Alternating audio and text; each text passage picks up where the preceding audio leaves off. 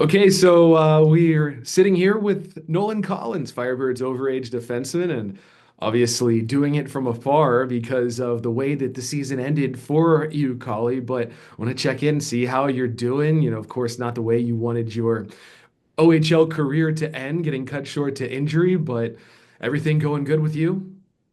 Yeah, it's been good. I had my surgery 10, 11 days ago now, and obviously it wasn't fun the first few days, but it's been getting better, and there's been steady progress. And I mean, it obviously, like you said, it sucks that I had to end my season like that, not knowing that it was going to be my last game, and so it was unfortunate, obviously, and it's not something that I wanted to happen.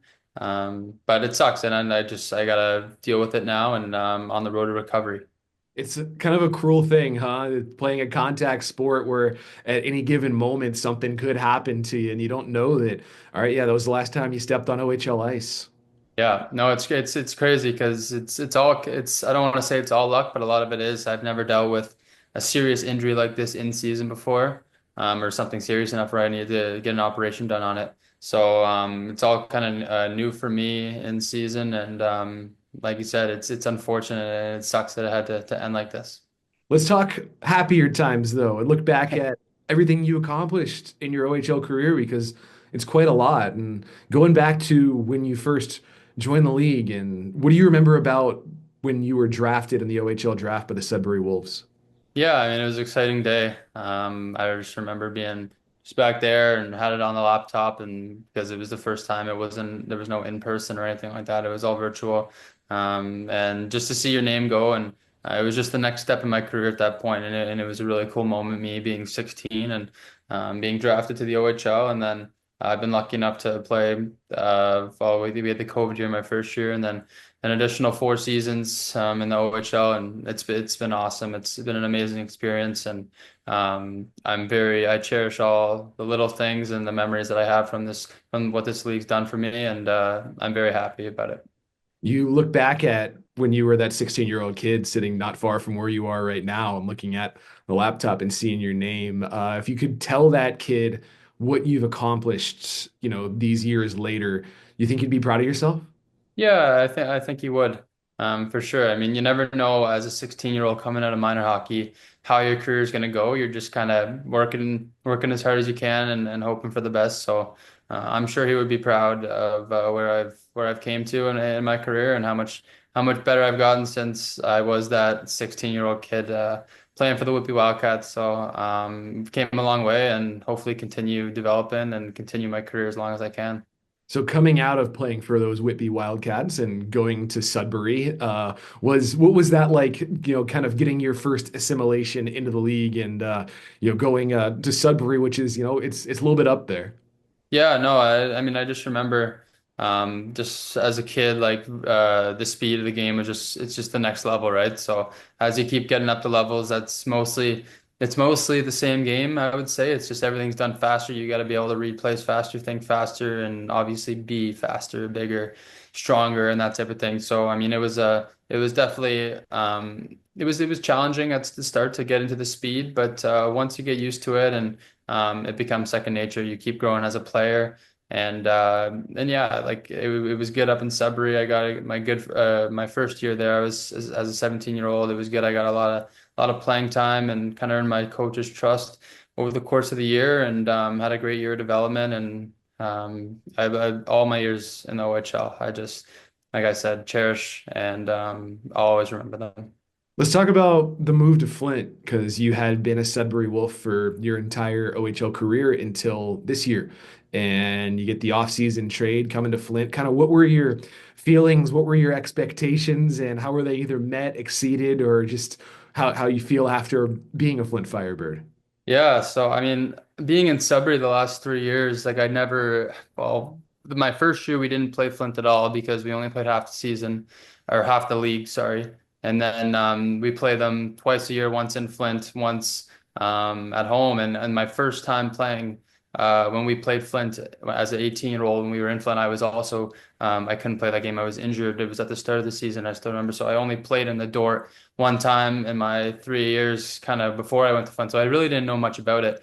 And after hearing that I was going to go there, I talked to some people, and I mean, everybody had loved it, and everybody was saying, yeah, it's an awesome spot, and coming here and be experiencing it firsthand blew my expectations out of the water. I mean, from the organization to the billets, how we're treated as players here, and the fans, of course. Like it's an unbelievable place to play, and I would recommend anybody to come here. And the only thing that really sucked about it is that I only got to play half the season. I would have loved to play here longer, and at least this full season, and even longer than that. So that's the only part that sucks about it. But I love my time in Flint. Who were the former Firebirds who were doing that PR campaign and telling you, hey, this is a pretty good spot? Well, I mean, I guess I played with the former captain here, Zach Drew. So I was talking to him because he played with me in Sudbury last year a little bit, and I mean, he had all good things to say about it. And obviously, in the trade, I got to come over here with Marv and Connie, so two guys that I was very familiar with, and talking to them, and they've talked to people, and we were all super excited to come. And then especially like the thing that got me the most hooked was I had a conversation with Flasher before, and I loved everything that he was about and the organization was about. So that just sold me there fully to come to Flint, and it was awesome. What memories do you think, when you look back at your time in the OHL, will stick out most to you, either personally for you in the individual moment, anything in the just kind of with your teammates, Sudbury or Flint, really anything that sticks out? Yeah, I mean, your first goal always sticks out as a one that you'll remember. And just to be honest with you, though, it's hard to really pinpoint one memory or a couple memories. It's really just the little things and the experience of just being an OHL player.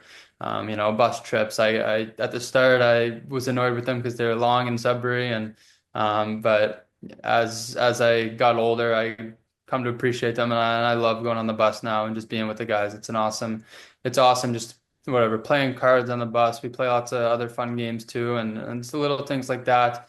Dinners, hanging out with the guys in the hotel, hanging out with guys after practice, being together all day. That's the stuff that you really miss when you reflect on your career and then look back on it. And like I'm fortunate enough to be able to continue my career, but as far as the OHL, that's the biggest thing that I'm gonna miss for sure.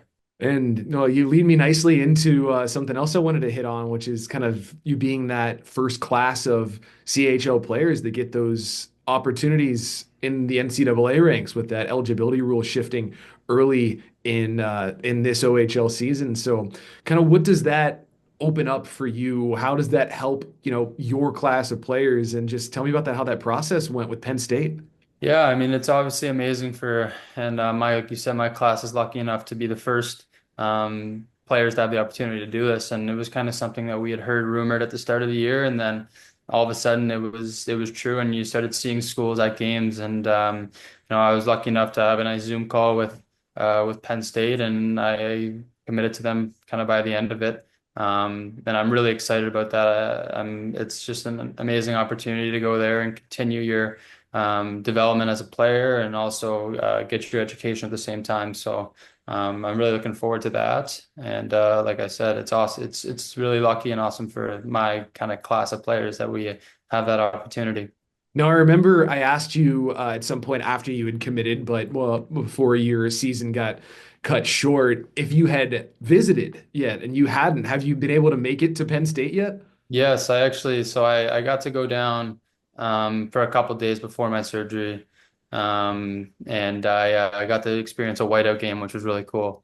So they played Minnesota, and we got to stay for a Friday and Saturday game, and got to see a tour of the campus and facilities and all that, and it was an awesome experience. And like I said, I'm real excited to continue my career there next year.